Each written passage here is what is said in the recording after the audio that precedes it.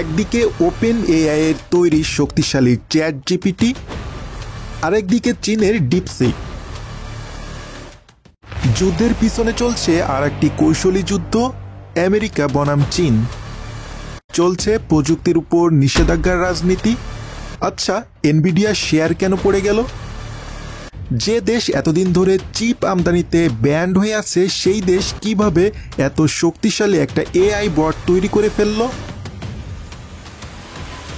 সাল 1956, প্রথমবারের মতো শুরু হয় এআই নিয়ে গবেষণা। এরপর 2017 সালের গুগলের ট্রান্সফর্মার মডেল, 2022-এর ওপেন এআই এর চ্যাট জিপিটি নতুন ইতিহাস তৈরি করে। এখন সাল 2025 is the year of DeepSeek. DeepSeek R1 মডেলের রিলিজের পরপরই এনভিডিয়ার মতো কোম্পানির শেয়ার 17% কমে গিয়ে ক্ষতির পরিমাণ $593 সাল 2019, হুয়াওয়েকে আগেই ইউএস ব্যান করে দিয়েছে। সেই হুয়াওই এবং বিরেনের মতো কোম্পানি হুয়াওই এসেন্ট 910 এবং বিরেন VR100 উচ্চ ক্ষমতাসম্পন্ন এআই প্রসেসর তৈরি করে ফেলেছে, যেটা ইউএসের মাথা ব্যথার কারণ হয়ে দাঁড়ায়। আমেরিকা চায় না চীন উন্নত এআই চিপ পাক, এজন্য 2022 সালে দ্বিতীয়বারের মতো এনভিডিয়া এবং AMD এর মতো চিপ রপ্তানিতে নিষেধাজ্ঞা দেয় আমেরিকা। কারণ এআই মডেলকে ট্রেনিং করার জন্য এনভিডিয়া এর A100 এবং H100 চিপ অত্যন্ত গুরুত্বপূর্ণ।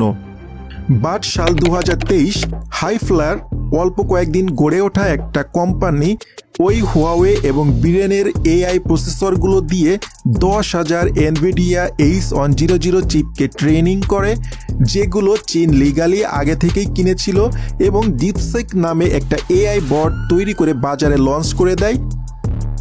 তারা কস্ট দেখায় মাত্র $6 মিলিয়ন, যেখানে চ্যাট জিপিটি এর মেকিং কস্ট $100 মিলিয়ন, যেটা চ্যাট জিপিটি এর 10 ভাগের 1 ভাগ দামে ডিপসিক তৈরি করেছে। আর এই ডিপসিক কিনা $100 মিলিয়ন মূল্যের চ্যাট জিপিটিকে সরাসরি কম্পিট করছে। কিছু ক্ষেত্রে তো ডিপসিক চ্যাট জিপিটি থেকে অনেক ভালো পারফরমেন্স করছে। টেক জগতে শুরু হয় হইচই, বিভিন্ন প্রতিষ্ঠান এনভিডিয়া থেকে সরে আসার সিদ্ধান্ত নেয়। এনভিডিয়া গন। ডিপসিক খুবই ফাস্ট এবং লাইটওয়েট, কারণ এটা খুবই কম পরিমাণে রিসোর্স ইউজ করে। এর 671 বিলিয়ন প্যারামিটারের মধ্যে মাত্র 37 billion parameter all time active থাকে, আর বাকিগুলো স্টোর করা থাকে, যখন প্রয়োজন সেখান থেকে সে ইনফরমেশনটা নেয়।